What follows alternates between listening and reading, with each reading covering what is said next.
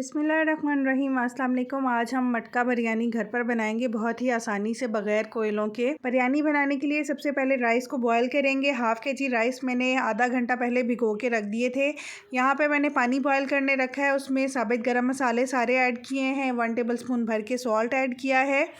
अब पानी में जब बॉयल आएगा तो जो आधा घंटा पहले चावल भिगोए हुए थे वो हम इसमें ऐड कर देंगे और चावलों को इतना बॉयल करेंगे कि उसमें एक कन्नी रह जाए, यानी थोड़ी सी कसर रह जाए। मार्केट वाले सेला चावल यूज़ करते हैं, मैं यहाँ पर बासमती चावल यूज़ कर रही हूँ और स्टीम की वजह से वीडियो थोड़ी सी ब्लर हो गई है, थोड़ा फोकस नहीं कर पा रहा कैमरा, इसलिए थोड़ा सा इग्नोर कीजिएगा। फुल डन नहीं करेंगे। चावल रेडी हो चुके हैं, अब मैं इनको स्टेन कर लूँगी। बिरयानी के लिए कोरमा रेडी करेंगे। हाफ कप ऑयल लिया है, उसमें लौंग, काली मिर्च और बड़ी इलायची डाल के थोड़ा सा कड़कड़ा लिया था। अब 2 प्याज को लाइट गोल्डन फ्राई होने तक हम यहाँ पर कुक करेंगे।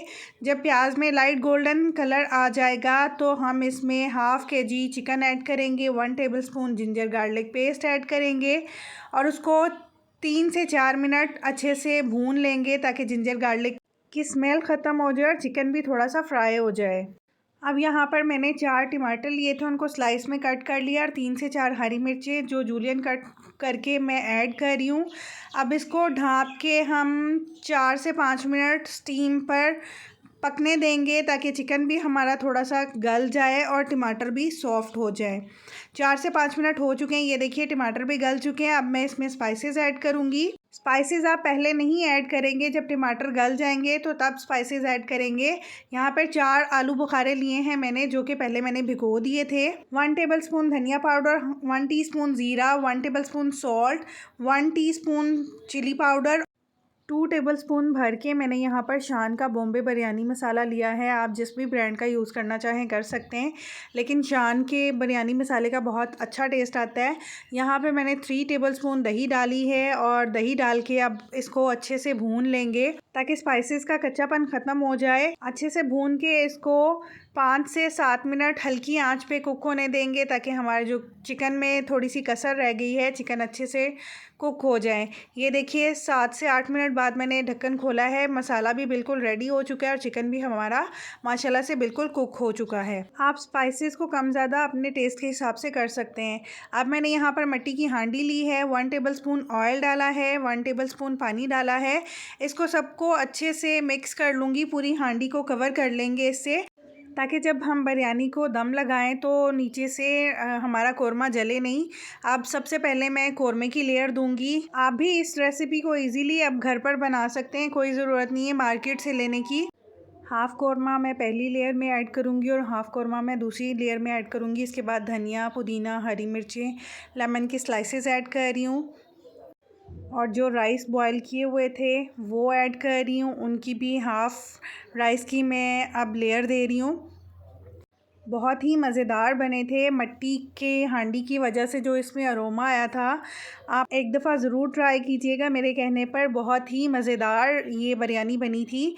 इसी तरह से मैंने 2 लेयर्स कोरमे की दी हैं, 2 लेयर्स राइस की दी हैं और लास्ट में मैं इसमें ऑयल बचा हुआ था वो भी ऐड कर दूंगी और फूड कलर जो मैंने थोड़े से पानी में डिज़ोल्व करके रखा हुआ है वो ऐड कर रही हूँ और हरा धनिया, पुदीना, हरी मिर्चें और लेमन के स्लाइसेस डाल के अब मैं इनको दम लगाऊंगी।